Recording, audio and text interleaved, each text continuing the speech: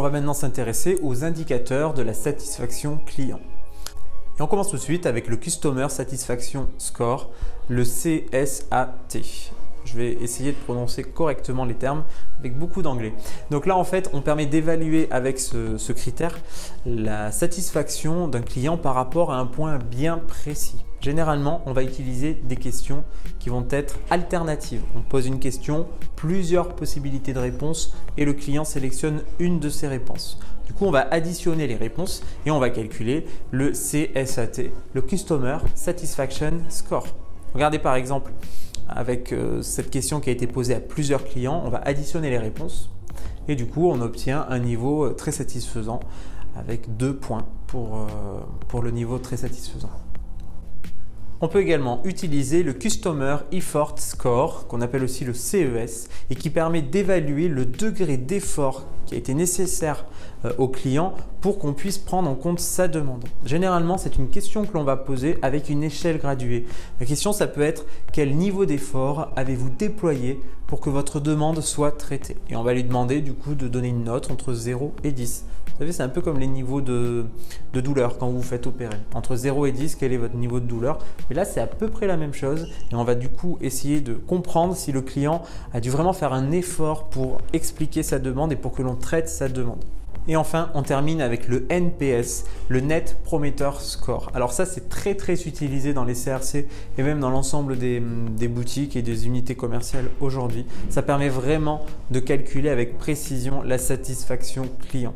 Alors comment ça fonctionne? En fait, on va envoyer une enquête de satisfaction à des clients et on va leur demander de répondre du coup à l'ensemble des questions. À la fin, on va demander aux clients de donner une note comprise entre 0 et 10. C'est toujours comme ça que ça fonctionne, c'est entre 0 et 10. Et là, il y a des règles à respecter.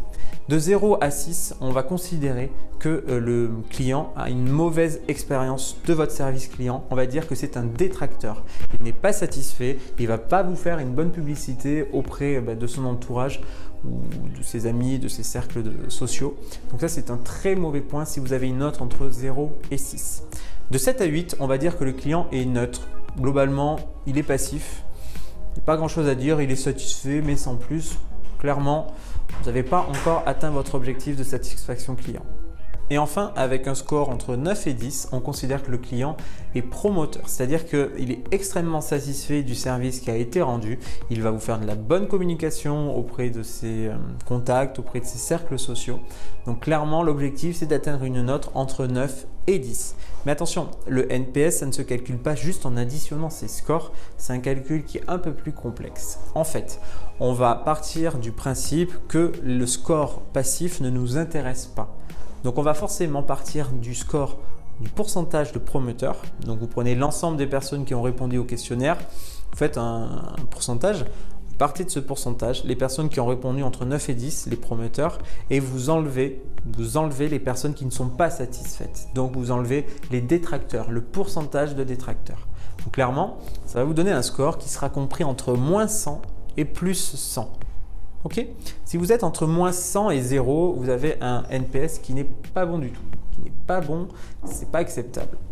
Quand vous avez un score entre 0 et 50, vous avez un NPS qui est plutôt correct. Et quand vous avez un score qui est supérieur à 50, on considère que le service client est vraiment de très bonne qualité.